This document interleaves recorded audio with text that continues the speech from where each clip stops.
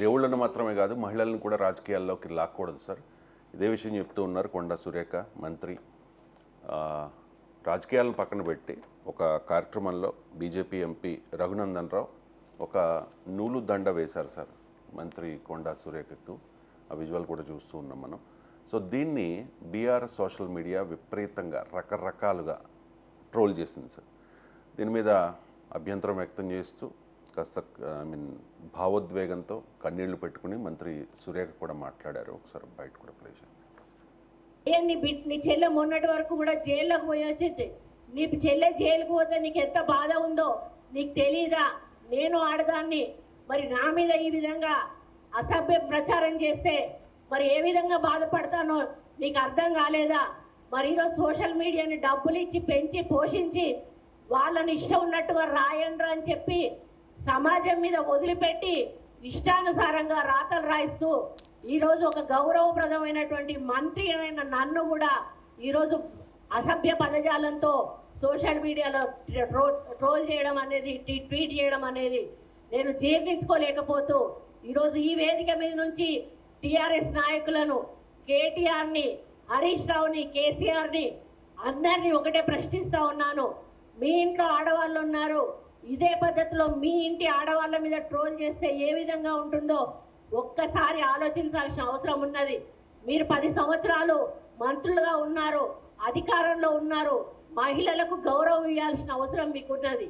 మహిళలకు ఉచిత బస్సు పెడితే 100 కేటీఆర్ డిస్కో డాన్స్ చేసుకోవడానికి మహిళలకు ఉచిత బస్సులు పెట్టిందా అని అంటాడు. ఒక ఆమె నాకు 3 బిడ్డలు, అయ్యా నాకు సహాయం చేయండి అంటే నువ్వెవరి కోసం కన్నావు బిడ్డలను? సమాజం కోసం కన్నావా, నా కోసం కన్నావా అనేటువంటి మాట కేటీఆర్ మాట్లాడతాడు. అంటే వాళ్ళకు మహిళలు అంటే చాలా చులకన. నేను వాళ్ళ పార్టీలో మంత్రిగా ఉన్న, మన ఎమ్మెల్యేగా ఉన్నప్పుడు అంటే హరీష్ రావు రెస్పాండ్ అయ్యారు సార్. సురేఖ గారు మీకు కలిగిన అసౌకర్యానికి చింతిస్తున్నానంటూ హరీష్ రావు కూడా కామెంట్ చేశారు. బట్ మిగిలిన వాళ్ళ నుంచి అయితే రెస్పాన్స్ ఇప్పటి వరకు లేదు. అంటే ఇప్పుడు ఇది ఆమె ఆవేదన అర్థం చేసుకోవాలను. ఎందుకంటే రోజు ఇలాంటి దుర్మార్గమైన దాడిని ఎదుర్కొంటున్న వాడుగా ఇంకా ఎక్కువ అర్థం చేసుకోవాలను. ఇప్పుడు రాజకీయాల్లో విధానాల పరమైన వాద ప్రతివాదాలు ఉండొచ్చు, మాట్లాడేదాన్ని ఎవరైనా ప్రశ్నించవచ్చు, తీవ్రంగా ప్రశ్నించవచ్చు. కానీ వ్యక్తిగతమైన క్యారెక్టర్ అసాసినేషన్ సోషల్ మీడియాలో పెరిగిపోయింది. సోషల్ మీడియాలో ఈ దుర్మార్గం పెరిగిపోయింది. ఇప్పుడు నువ్వు ఒక అభిప్రాయం చెప్తావు, నీకు నచ్చకపోతే ఇంకో అభిప్రాయం చెప్పచ్చు. మాటల ద్వారా ఎన్నైనా మాట్లాడుకోవచ్చు. కానీ అరాచకత్వం ఏంటంటే వెంటనే, ఎందుకంటే నీకు వాదన లేదనుకోండి, వ్యక్తిగతంగా దాడి. సో అందువల్ల ఇది పూర్తిగా అభ్యంతరకరం, నీచ సంస్కారం. దురదృష్టం ఏంటంటే ఒకప్పుడు సోషల్ మీడియాలో కొంతమంది వ్యక్తులు ఈ పని చేసేవాళ్ళు. సో ఆ వ్యక్తులు వీరాభిమానులు, సో ఇలాంటి వాళ్ళు ఈ దుర్మార్గమైన పని చేసేవాళ్ళు. కానీ రాజకీయ పార్టీలే ఆర్గనైజ్డ్గా వాళ్ళ ఐటీ విభాగాలు ఈ రకమైన దాడులు చేయడం మొదలుపెట్టాయి. దీనివల్ల ఇంకా రెచ్చిపోతున్నారు. సో ఇది ఎక్కడికి పోతుంది అనేది ఎవరికి గుత్తాధిపత్యం ఉండదు. ఇవాళ కొండా సురేఖ జరిగింది, రేపు ఇంకోటి జరగాలని మనం కోరుకోము. కానీ దీనికి ఎవరికి గుత్తాధిపత్యం ఉంటుంది? సో ఎవరికి గుత్తాధిపత్యం ఉంటుంది కదా. అందువల్ల ఇది ఇప్పుడు నా పైన అతి భయంకరంగా నీచంగా ఒక యూట్యూబర్ కూడా, మామూలు కూడా కాదు మళ్ళీ. సో అందరికీ తెలుసు, ఓ రాజకీయ పార్టీకి అనుబంధంగా పనిచేసే యూట్యూబర్ వీడియో పెడితే నేను సైబర్ పోలీస్ స్టేషన్ కేసు కూడా పెట్టాను. ఇప్పుడు ఆల్రెడీ అది కోర్టులో ఉంది, ఛార్జ్ షీట్ కూడా దాఖలైంది. అది కనుక కేసు ఆల్రెడీ పోలీసులు పిలిపించి ఈవెన్ స్టేట్మెంట్ కూడా ఇచ్చాడు, కన్ఫెస్ కూడా చేశాడు. ఎస్ నేను పెట్టిన వీడియో, ఎందుకంటే నిజమే వీడియో ఉంది కదా నా దగ్గర, నేను ఆల్రెడీ పెన్ డ్రైవ్లు ఇచ్చేసాను వీడియో. సో ఆ వీడియో ఇప్పుడు కన్ఫెషన్ స్టేట్మెంట్ ఉంది. ఆల్రెడీ ఫోన్ కూడా కన్ఫిస్కేట్ చేసుకున్నారు. అది 5 ఏళ్ల 5 ఇయర్ జైలు శిక్ష, మామూలు కాదు. మీకు 5 ఏళ్ల 5 ఇయర్ జైలు శిక్ష పడతారు సెక్షన్స్. ఇక నాకు కూడా చట్టం తెలుసు కదా. నేను ఇప్పటికి ఒక 300 పేజీల సుప్రీంకోర్టు తీర్పులన్నీ తీసి పెట్టాను. ఎప్పుడు కోర్టులో కేసు వస్తే లాయర్ కూడా పెట్టుకోకుండా అవసరం వస్తే నేనే పోయి వాదాను, లేదంటే హైకోర్టుకి వెళ్తాను, లేదంటే సుప్రీంకోర్టు కూడా వెళ్తాను. ఎందుకంటే సుప్రీంకోర్టు అడ్వకేట్లతో కూడా మాట్లాడాను. మిత్రులు చాలామంది ఉన్నారు కదా దేశంలో. మాట్లాడితే సార్ ఇది కేసు ఎట్టి పరిస్థితుల్లో శిక్ష పడుతుంది, వాడికి అనుమానమే లేదు. మీరు అంటే నేను మొత్తం జడ్జిమెంట్ రెడీగా పెట్టుకున్నాను. ఎప్పుడు అది ఇవాళ కాకపోతే 10 ఏళ్ల తర్వాతైనా కొట్లాడతాను, వదిలే సవాల్ లేదు. ఎందుకంటే ఇంత నీచంగా ఇప్పుడు నాకు ఫ్యామిలీ ఉంటుంది కదా, కొండా సురేఖ కూడా కుటుంబం ఉంటుంది. పాప వాళ్ళు ఏమనుకుంటారు? అతి నీచంగా మొన్న ఒక నాయకునితో నాకు వాద ప్రతివాదాలు జరిగాయి. తర్వాత ప్రెస్ కాన్ఫరెన్స్ పెట్టి నీ బతికెంత, నేను సంపుతాం, నిన్ను కొడతాం, నేను అంతు చూస్తాం, నీ బయటికి వస్తే అసలు ఇది ఎక్కడ ప్రజాస్వామ్యం అండి? ఒక బాధ్యతాయుతమైన రాజకీయ నాయకత్వంలో ఉన్నప్పుడు ఎవరైనా ఇలా చంపుతాము కొడతామని తమ అనుచరులతో బెదిరిస్తే ఖండించాలి కదా. ఇలా ప్రెస్ కాన్ఫరెన్స్ పెట్టి నేను అనుభవించాను. నేను ఇప్పుడు నీ బతికెంత లేదు, ఇంకో రాజకీయ పార్టీకి అనుబంధంగా ఉన్న వ్యక్తి నీవు కరోనా వైరస్ కన్నా ప్రమాదం, రోజు టీవీలో ఆ పార్టీకి అనుకూల విశ్లేషకుడిగా టీవీలో మాట్లాడుతూనే ఉంటారు. ఇలాంటి వాళ్లకు టీవీలు కూడా పిలిచి పెద్దపీట వేసి మాట్లాడిస్తుంటారు. కరోనా వైరస్ కన్నా ప్రమాదం అని కూడా అన్నాక ఇంక మిగతా వాళ్ళు అటాక్ చేయరా? నిన్న ఒకరు ఇంకొక అతను నువ్వు నీకు మంచిగా చెప్తే నడవదు, మర్యాద చెప్తే నడవదు, నీ సంగతి చెప్తాం. ఇదేనయ్యా, ఇది ఎక్కడ రాజకీయం అండి? ఇది నేను ప్రతి ఒక్కటి లోకేష్కి ఫార్వర్డ్ చేశాను. ఇది నాకు వచ్చిన ప్రతి మెసేజ్ నేను లోకేష్కి ఫార్వర్డ్ చేశాను. Unfortunately no reaction, no response. ఇంతవరకు నేను గతంలో ఎప్పుడైనా మాట్లాడితే వెంటనే రియాక్ట్ అయ్యేవారు. ఇప్పుడు నో రెస్పాన్స్ ఎట్టాలి నాకు తెలియదు. మరి ఆయన చూశారో లేదో నాకు తెలియదు. ఆయన చూడకపోతే నేనేం చేయలేను కదా. కానీ మరి ఈ రాజకీయ పార్టీలు ఒక్క పిలిపి ఇవ్వకపోతే ఎంత ప్రమాదం ఉంటుంది? ఒక్క పట్టాభికి మాత్రం నేను మెసేజ్ పెట్టుతో నేను ఇమీడియట్గా రియాక్ట్ అయ్యాడు, అప్రిషియేట్ ఇట్. ఆయన వెంటనే sir we look in to it sir అన్నాడు. సో ఇలా మరి మంచిగా ఉండదు, మర్యాదగా ఉండదు, నేను నీ అంతు చూస్తా అన్న మెసేజ్ పంపించాను. ఫోన్ నెంబర్తో సహా ఉంది నాకు. ఇప్పుడు నేను ఖచ్చితంగా రేపు నాకేమైనా హాని జరిగితే వీళ్ళందరినీ కేసులు పెట్టుతాను కదా. నాకు పొరపాటు నేను పోతున్న కారుకి ఏమైనా దెబ్బ తాకినా వీళ్ళే బాధ్యులు. ఇంకెవరు బాధ్యులు అవుతారు? నువ్వు ఆల్రెడీ ఓపెన్గా వీడియోలు ఉన్నాయి కదా నా పైన, నన్ను అంతు చూస్తామని. నేను ఎందుకు ఊరుకుంటా? ఖచ్చితంగా ఇప్పుడు రేపు కేసు అవి వాళ్ళ మీద అవుతుంది. నాకు చిన్న పొరపాటున కాలుకు చేతికి ఇంత దెబ్బ తాకినా వాళ్ళే బాధ్యత. ఎందుకంటే వాళ్ళు ఒప్పుకున్నారు కదా, వాళ్ళే చెప్పారు కదా మేము సంగతి చెప్తాను. మరి ఇది ఎక్కడికి పోతుంది? వీళ్ళకి అర్థమవుతలేదు. ఆ రాజకీయ బాసులకు వీళ్ళు పరిమాణ పనులు చేస్తే రేపు జైల్లోకి వెళ్ళేది వీళ్ళే. మంచోడు పైవాడు మంచిగానే ఉంటాడు, ఆ పైనుండి ఈ పనులు చేయించేవాడు మంచిగానే ఉంటాడు, కిందోడుగా రేపు జైలుకి వెళ్ళేది.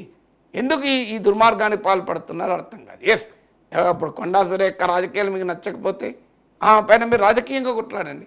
ఇదేమి అరాచకత్వం అండి, ఈ వ్యక్తిగతమైంది. అందువల్ల ఖచ్చితంగా ఐ కెన్ సింపథైజ్ విత్తారు, ఐ కెన్ ఎంపథైజ్ విత్తారు. ఎందుకంటే నేను అనుభవిస్తున్నా కనుక రోజు ఒక్కొక్కసారి అయితే మా కుటుంబ సభ్యులు అంటారు, ఎందుకు నీకు ఈ విశ్లేషణ, వదిలేయరాదు, ఇది వచ్చేది పోయేదేంది, పోనీ వాడికి పేటీఎం వీడికి పేటీఎం అంటే అదే కొంతవరకు అర్థం చేసుకోవచ్చు. నేను యూనివర్సిటీలో 40 ఏళ్ళు పనిచేశాను, నా చరిత్ర అంతా తెలుసు. అక్కడ నేనేదో చేశానని చెప్పి కూడా నీచంగా ప్రెస్ కాన్ఫరెన్స్లో మాట్లాడారు. సో ఎవడు చెప్పగలదు? ఎవరు నమ్ముతాడు? అది ఎవడు, ఏ ప్రపంచంలో ఎవడు నమ్మడు. సో ఎవరు నమ్మడు, అది రియాలిటీ అందరికీ తెలుసు. కానీ బట్టి ఏం చేస్తారు, నోటికి వచ్చినట్టు మాట్లాడతారు. సో ఇది ఎక్కడికి పోతుంది?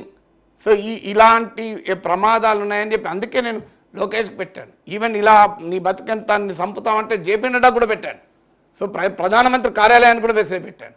అయ్యా ఇది ఏం చేస్తున్నాం, మనం ఎక్కడికి పోతున్నాం ఈ రాజకీయాలు? సో ఇలా మనుషుల్ని చంపుకునే రాజకీయాలు మనం హర్షిద్దామా? మీరే చెప్పండి. ఎందుకంటే నడ్డాజీ మా ఇంటికి కూడా వచ్చారు. నాకు ఆయన సంస్కారాన్ని చూశాను, చాలా గొప్ప సంస్కారం. Very very highly cultured person, well mannered and highly decent, చాలా హంబుల్. ఆయన స్థాయిలో ఉన్న నాయకుడు మా ఇంటికి వచ్చినప్పుడు నేను మాట్లాడి తీరు చూశాను. అందుకని నడ్డాజీకి పంపాను, అయ్యా మీరు ఒప్పుకుంటారా, అది ట్రాన్స్లేట్ చేసి ఇంకో ఇలా మాట్లాడుతున్నారు, దీన్ని మీరు అంగీకరిస్తారా నడ్డాజీ, మీరే చెప్పండి. Will you accept it? I'm sure we will not accept it.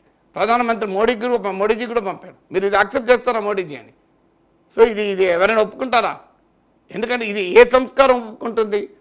So ఈ రకమైనటువంటిది ఒక రాజకీయాల్లో మోహన్ భగవత్ అన్నాడు, రాజకీయాల్లో శత్రువులు ఉండరు, ప్రత్యర్థులే ఉంటారు. ఎక్కడికి పోతున్నది మనము? సో నేను ఒక ఆర్ఎస్ఎస్ నాయకునితో మాట్లాడాను, ఇలా నీచంగా క్యారెక్టర్ అసాసినేషన్, నీ బతుకెంత అని అంటే ఆయన ఒక మాట చెప్పాడు నాకు. మా ఆర్ఎస్ఎస్లో ఒక మాట చెప్తానండి, 2 రకాల వ్యక్తులు ఉంటారు. ఒకడు మనవారు ఇవాళ, రెండో వారు రేపు మనవారు, ఇంకా వేరే వాళ్ళు ఉండరండి, మేము నమ్ముతాం అది.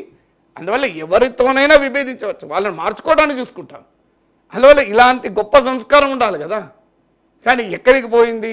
సో ఇది రాజకీయ పార్టీలే నీకు పెంచి పోషిస్తుంటే, ఐటీ విభాగాలే పెంచి పోషిస్తుంటే, సో ఏ రాజకీయ మాఫియాగా సోషల్ మీడియా తయారైతే హరీష్ రావు స్పందించాడు, గొప్పతనం. నా విషయంలో కూడా హరీష్ రావు స్పందించాడు, మహేష్ కుమార్ గౌడ్ స్పందించాడు. నాకు ఆవేదన ఏంటంటే మొత్తం టాప్ జర్నలిస్టులు అందరికీ పంపాను మీడియాకు. ఇంకో ఇలా చంపుతామంటున్నారంటే ఎవ్వరూ పట్టించుకోలేదు, రియాక్ట్ కూడా కాలే. రేపు వాళ్ళకు కూడా అవుతుంది ఇదే. నేను అన్ని ఆర్గనైజేషన్లో పంపాను, ఎవరు కదా కనీసం సీరియస్గా తీసుకోలే. అంటే కానివ్వండి, ఏమవుతుందో రేపు రేపు రేపు రేపు వాళ్ళ మీద కూడా ఈ ఈ ఈ రాజ్యేతర శక్తుల నిర్బంధం, నాన్ స్టేట్ యాక్టర్స్ యొక్క దుర్మార్గాలు రావా? పోనీ నేను ఎక్కడన్నా తప్పుగా మాట్లాడితే నన్ను అంటే నేను ఒప్పుకుంటాను. నేను చాలా సంస్కారయుతంగా మాట్లాడాను తప్ప ఎక్కడ నేను నా అభిప్రాయాలు చెప్పాను. తప్పంటే మీకు తప్పు అనిపించదు, దాన్ని కౌంటర్ చేయండి. ఇప్పుడు కొండా సురేఖ విషయంలో అది ఏంటది ఏమన్నా అంతకన్నా ఎక్కువ దాన్ని మాట్లాడలేక నేను నా విషయం చెప్పాల్సి వస్తుంది. దాన్ని ఏమని మాట్లాడాలి నేను? సో రఘునందన్ రావు గౌరవ పార్లమెంట్ సభ్యుడు, కొండా సురేఖ గౌరవ మంత్రి, ఈవెన్ పార్లమెంట్ సభ్యుడు మంత్రి కాదండి, ఇద్దరు వ్యక్తులు. ఇది అలా మాట్లాడచ్చా? ఆ సంస్కారం అది? ఏం అరాచకత్వం అండి? రాజకీయ పార్టీలు సిగ్గుతో తలవంచుకోవాలి ఈ సంస్కారాన్ని పెంచి పోషించలేదు. ఒకటి గుర్తుపెట్టుకోండి, దీనిపైన ఎవరికి గుర్తాధిపత్యం ఉండదు. నేను గ్యారంటీ చెప్పగలుగుతాను, ఇందులో అందరూ బాధితులు ఆఖరికి. ఎందుకంటే ఇటుంటే అటుంటారు, అటుంటే ఇటుంటారు. సోషల్ మీడియాలో ఎవడైనా ఏదైనా బాగచ్చు కదా. దీనివల్ల ఆఖరికి ఏం జరుగుతుందంటే సోషల్ మీడియా ఫ్రీలో మన భావాలు వ్యక్తీకరించుకునే స్వేచ్ఛనే కోల్పోతాం. ఎందుకంటే రేపు సమాజం నుంచి వస్తుంది, దీన్ని కంట్రోల్ చేయండి అని. ఎందుకు ఈ సోషల్ మీడియా, అసలు దీని సోషల్ మీడియా మూసేయండి అనే దాకా కూడా పోతుంది సమాజం. ఎందుకంటే ఇది భరించలేని ఇంతటి వికృత సంస్కృతి ఎక్కడికైనా దారి తీయచ్చు కదా. సో చాలా గుండె ధైర్యం ఉండాలి మాట్లాడటానికి. పాప కొండా సురేఖ గారు కన్నీళ్ళు పెట్టుకున్నారంటే ఆమె సాధారణంగా తనకు వ్యక్తిగతంగా ఆ స్థాయిలో అటాక్ జరిగినప్పుడు కన్నీళ్ళు పెట్టుకోరా, కానీ పెట్టుకోవాల్సింది కన్నీళ్ళు కాదు, ఇతరుల కన్నీళ్ళు తెప్పియాలి. సో ఈ రకమైన దుర్మార్గాలకు, సోషల్ మీడియా దుర్మార్గాన్ని వదలకూడదు. వాళ్ళు కోరుకునేది ఇది. నన్ను కూడా అన్నారు, ఎందుకు నువ్వు మానేయచ్చు కదా అంటే, నేను మానేయాలనే వాళ్ళు ఈ పని చేస్తున్నారు కదా, నేను ఎందుకు మానేస్తా అంటే వాళ్ళు చేసే పనికి నేను వత్తాసు పడుతున్నా. నా పైన ఒక్కటి అంటే 100 వీడియోలు పెడతాను, ఒక్కటి కాదని చెప్పి. నేను చిన్నప్పుడు విద్యార్థి దశలోనే మేము ఇచ్చిన నిన్న జీనా ఆహితో మరణా సీక్కో, కదం కదం పర్ లడ్నా సీక్కో, చావాలంటే బతకడం నేర్చుకో, అడుగడుగున పోరాటం నేర్చుకో అన్నాను. సో అందువల్ల ఆ నినాదాల మధ్య పెరిగిన వాడిని. మేము ఎందుకు భయపడతామండి? నువ్వు ఒక్కడంటే 100 చెప్తా, నువ్వు 100 అంటే నువ్వు 1000 చెప్తా. సో అందువల్ల వెనకడికి మనకు నువ్వు రాళ్లతో కొడితే నేను ఇనుప పిల్లలతో కాదు, నువ్వు రాళ్లతో కొడితే పర్వతాలతో కొడతాం, ఇటుక పిల్లలు కూడా కాదు. ఎందుకు ఊరుకుంటామండి? వాళ్ళు ఊరుకుంటే ఎదురు వారికి అవకాశం ఇచ్చిన నువ్వు కదా. అంటే నేను బెదిరిస్తే, నీ పైన క్యారెక్టర్ అసాసిన్ చేస్తే నీవు మాట్లాడడం మానేస్తా అనుకుంటే వాడు ఇంకెక్కువ ఇస్తాడు. ఎందుకు దేనికి భయపడతాను? జీవితంలో మరణించేది ఒకటేసారి కదా. సో 100 సార్లు చావం కదా, ఎందుకు భయపడతానండి? దేనికి ఎందుకు భయపడాలి? అఫ్కోర్స్ పోలీస్ వ్యవస్థకు ఇన్ఫార్మ్ చేస్తాం, అవన్నీ చేస్తాం, ఇంటెలిజెన్స్ వ్యవస్థకు ఇన్ఫార్మ్ చేస్తాం, చేయాల్సింది చేస్తాం. కానీ అల్టిమేట్గా ఈ సంస్కారం మంచిదా అని అడుగుతున్నాను. ఈ సంస్కృతి మంచిదా? నీ ఇష్టం వచ్చినట్టు క్యారెక్టర్ అసాసినేషన్ చేయడం, చంపుతాం కొడతామని సోషల్ మీడియాలో బెదిరించడం, అసలు ఇది ఎక్కడికి పోతుంది ఈ సంస్కారం? నేను అంత చూస్తా, అరే నేను మాట్లాడిన దానిపైన మాట్లాడు, కొండా సురేఖ రాజకీయాల మీద విమర్శించు. సో అందరికీ ఆడబిడ్డలు ఉంటారు కదా, ఇది కల్చరా? ఇది ఇవాళ ఈ సంస్కృతి ఎక్కడికి వెళ్ళి ఎవరు తెచ్చారండి ఈ దరిద్రం? వీళ్ళు ఇది ఒక్కరిపైన కాదు, మీకు అందరిపైన జరుగుతుంది ఇది. ఎవరిని నో కంట్రోల్ ఆన్ దిస్. ఇలాంటి దుర్మార్గాన్ని ఎవరు పెంచి పోషించినా అది తిరిగి భస్మాసురుడై వాళ్ళకే తగులుతుంది. మీరు గుర్తుపెట్టుకోండి, ఎవ్వరికీ శాశ్వతంగా ఆ పై చేయి ఉండదు. ఇలాంటి దుర్మార్గంలో ఎవరికీ పై చేయి ఉండదు శాశ్వతంగా. ఇలా ఒకరు విక్టిమ్ అయితే రేపు ఇంకొకరు విక్టిమ్ అవుతుంది, అందరూ విక్టిమ్సే. కానీ దీనికి పరిష్కారం ఏంటంటే సమాజంలో చెడుకు పరిష్కారం మంచి మాత్రమే. నువ్వు ఎంత 1 టన్ను చెడుంటే 100 టన్నుల మంచి సృష్టించు. బాధితులు నేను ఇంతకుముందు చెప్పినట్లు కొండా సురేఖ గారికి కూడా నా విజ్ఞప్తి, అమ్మా నీవు కన్నీళ్ళు పెట్టుకోవద్దు. నీ పైన చేసిన ఈ దుర్మార్గ ప్రచారాన్ని చేసిన వాడు కన్నీళ్లు పెట్టుకునేలా ప్రజాభిప్రాయాన్ని క్రియేట్ చేయాలి. వాడు కన్నీళ్ళు పెట్టుకోవాలి, మీరెందుకు అమ్మ పెట్టుకోవాల్సింది? తప్పు మీది కాదు కదా, తప్పు రఘునందన్ది కాదు కదా. సో అలాంటి సంస్కారహీనంగా కామెంట్లు చేసిన వాళ్ళకి కన్నీళ్ళు పెట్టించాలి. అది మనం చేయాల్సింది. మన కన్నీళ్ళు పెట్టుకున్నంతకాలం ఇంకా నలుగురు ఇంకెక్కువ చేస్తారు. సో అందువల్ల కొండా సురేఖ చాలా ధైర్యస్తురాలు. నాకు వ్యక్తిగతంగా కూడా తెలుసు, నేను ఎమ్మెల్సీగా ఉన్నప్పుడు కూడా మంత్రిగా ఉన్నాను. రఘునందన్ రావు వ్యక్తిగతంగా తెలుసు. వాళ్ళు ఎవరు భయపడే వాళ్ళు కారు, కానీ ఎవరైనా ఎమోషనల్గా గురవుతారు ఒక టైంలో. అందరము మనుషులమే కదా. సో ఆ ఎమోషన్ ఎవరో ఫీల్ అవుతాం కదా, ఇది ఏంటిది అన్యాయం, ఇంత దారుణంగానే ఆమె ఫీల్ కావడం, ఆ భావోద్వేగం నేను అర్థం చేసుకోగలుగుతాను. Our emotions are absolutely acceptable. So అందువల్ల దీన్ని ఎట్టి పరిస్థితుల్లో అంగీకరించకూడదు ఈ సంస్కృతిని. దీని అందరము ముక్త కంఠంతో ఖండించాలి. ఇది ఎక్కడో ఒక చోట దీనికి పులి స్టాప్ పెట్టకపోతే ఇది చాలా మన స్వేచ్ఛనే హరించే ప్రమాదం ఉంటుంది.